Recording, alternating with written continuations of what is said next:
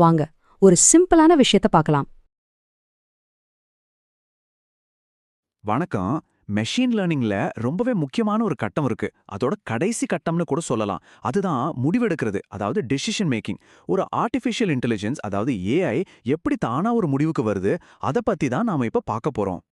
இந்த ஒரு வார்த்தை, த ஃபைனல் ட்ரிகர், இதுதான் எல்லாத்துக்கும் திறவுகோல். அதாவது ஒரு கம்ப்யூட்டர் சும்மா டேட்டாவை அனலைஸ் பண்றதை விட்டுட்டு நிஜ உலகத்துல ஒரு ஆக்ஷன் எடுக்குது பாத்தீங்களா, அந்த ஒரு நொடி, அந்த ஒரு புள்ளி, அதுதான் த ஃபைனல் ட்ரிகர். சொல்லப்போனா யோசனை செயலா மாறுற இடல் இதுதான். சரி, ஒரு சிம்பிள் கேள்வியோட ஆரம்பிக்கலாம். ஒரு செல்ஃப் டிரைவிங் கார் அது எப்படிங்க நிஜமாவே என்ன பண்ணணும்னு முடிவு பண்ணுது?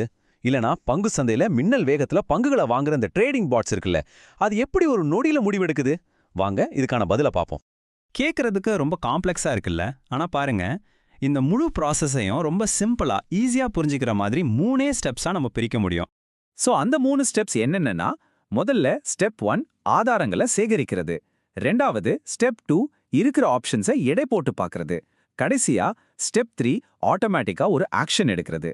வாங்க இது ஒன்னொன்னையும் கொஞ்சம் டீடைலா பார்க்கலாம்.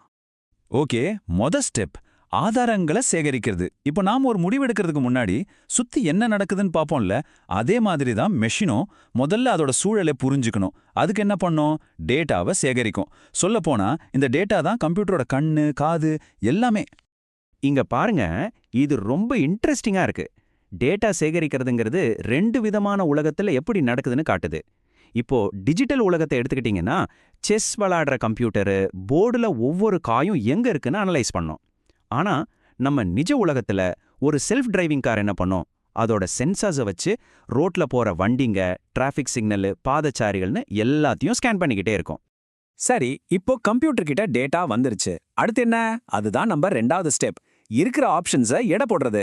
இந்த ஸ்டேஜ்ல தான் கம்ப்யூட்டர் அது சேகரிச்ச டேட்டாவை வச்சு என்னென்னலாம் நடக்க வாய்ப்பு இருக்குன்னு எல்லா ஆப்ஷன்ஸையும் மின்னல் வேகத்துல அனலைஸ் பண்ணும். வாங்க ஒரு சீரியஸான சூழ்நிலையை யோசிச்சு பார்ப்போம். நீங்க ஒரு செல்ஃப் டிரைவிங் கார்ல போயிட்டு இருக்கீங்க. திடீர்னு ஒரு நாய் ரோட்டை கிராஸ் பண்ணுது. இப்போ அந்த ஏஐ என்ன பண்ணும்?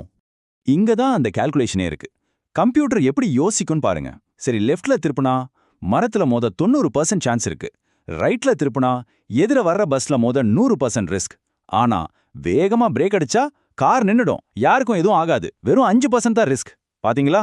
சரி, இந்த 90%, 100%, 5%, இந்த நம்பர்ஸ்லாம் எங்கிருந்து வருது? கம்ப்யூட்டர் எப்படி இதை முடிவு பண்ணுது? இங்கேதான் ப்ராபபிலிட்டி, அதாவது நிகழ்தகவுங்கிற கான்செப்ட் உள்ள வருது. இது மனுஷங்க மாதிரி உணர்ச்சி வசப்பட்டு எடுக்கிற முடிவு கிடையாது. இது பக்கா கணக்கு. பல லட்சம் நிஜ உலக டேட்டா, சிமுலேஷன் டேட்டா எல்லாத்தையும் அனலைஸ் பண்ணி இந்த மாதிரி ஒரு சூழ்நிலையில என்னென்னலாம் நடக்கலான்னு கம்ப்யூட்டர் கத்து வச்சிருக்கோம். அதை வச்சுதான் எந்த முடிவுல நல்லது அதிகம், ஆபத்து கம்மின்னு இந்த பர்சன்டேஜை போட்டு காட்டுது. ஓகே, இப்ப நாம கடைசி ஸ்டெப்புக்கு வந்துட்டோம். இதுதான் ரொம்பவே பவர்ஃபுல்லான ஸ்டெப். ஸ்டெப் 3 ஆட்டோமேட்டிக்கா ஆக்ஷன் எடுக்கிறது. கம்ப்யூட்டர் கணக்கு போட்டு இதுதான் பெஸ்ட்னு ஒரு முடிவை தேர்ந்தெடுத்தது இல்ல, இப்போ அதை செயல்படுத்த போகுது. இந்த ஒரு லைனை பாருங்க, இதுல எல்லா விஷயமும் அடங்கிருக்கு. கம்ப்யூட்டர் போய் பாஸ் நான் பிரேக் போடட்டுமான்னு நம்ம கிட்ட கேட்காது. ஏன் கேட்காது? சிம்பிள், அது கேட்டு நம்ம பதில் சொல்றதுக்குள்ள ஆக்சிடென்ட் ஆயிடும். இங்க ஸ்பீடு தாங்க எல்லாமே. அதனால முக்கிய பாயிண்ட் என்னன்னா, அது யோசிக்கவே யோசிக்காது, உடனே ஆக்ஷன்ல இறங்கிடும். டக்குன்னு பிரேக்கப்ப போடும். நம்ம மனுஷங்க யோசிக்கிறதுக்கு எடுத்துக்கிற அந்த ஒரு சில மைக்ரோ செகண்ட கூட அது எடுத்துக்காது.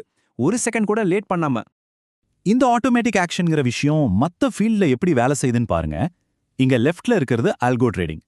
ஒரு ட்ரேடிங் பாட் ஸ்டாக் மார்க்கெட்ல ஒரு நல்ல பேட்டர்னை கண்டுபிடிச்ச உடனே நம்ம கிட்ட பர்மிஷன்லாம் கேட்காம டக்குன்னு அந்த ஸ்டாக்கை வாங்கிடும்.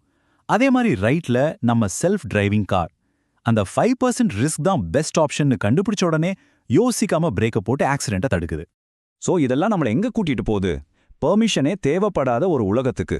அதாவது மிஷின்ஸ் மனுஷங்க தலையீடு இல்லாம தானாகவே பாதுகாப்பா திறமையா செயல்படுற ஒரு உலகம். அதுதான் ஏஐ டெசிஷன் மேக்கிங்கோட அல்டிமேட் கோல். வாங்க இந்த முழு ப்ராசஸையும் ஒரு தடவை சுருக்கமா பார்த்துடலாம். முதல்ல ஏஐ சுத்தி இருக்கிற டேட்டாவை புரிஞ்சுக்குது. ரெண்டாவது எல்லா ஆப்ஷன்ஸையும் அனலைஸ் பண்ணி அதோட ப்ராபபிலிட்டியை கணக்கு போடுது. மூணாவது மனுஷனோட உதவி இல்லாம அதுவா கண்டுபிடிச்ச பெஸ்ட் முடிவை டக்குன்னு செயல்படுத்திடுது.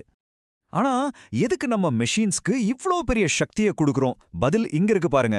வேகம். ஒரு மனுஷனை விட ஒரு மில்லியன் மடங்கு வேகமா, ஆமாங்க 10 லட்சம் மடங்கு வேகமா ஏஐயால இந்த மாதிரி சிக்கலான கணக்குகளை போட முடியும்.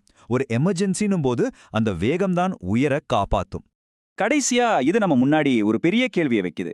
நம்மளை விட வேகமா யோசிச்சு வேகமா செயல்படுற ஒரு கம்ப்யூட்டர் அது நமக்கு கிடைச்ச ஒரு பவர்ஃபுல் டூலா, இல்ல அதுல ஏதாவது ஆபத்து ஒளிஞ்சிருக்கா? இதை நம்ம எல்லாரும் யோசிக்க வேண்டிய ஒரு முக்கியமான விஷயம்.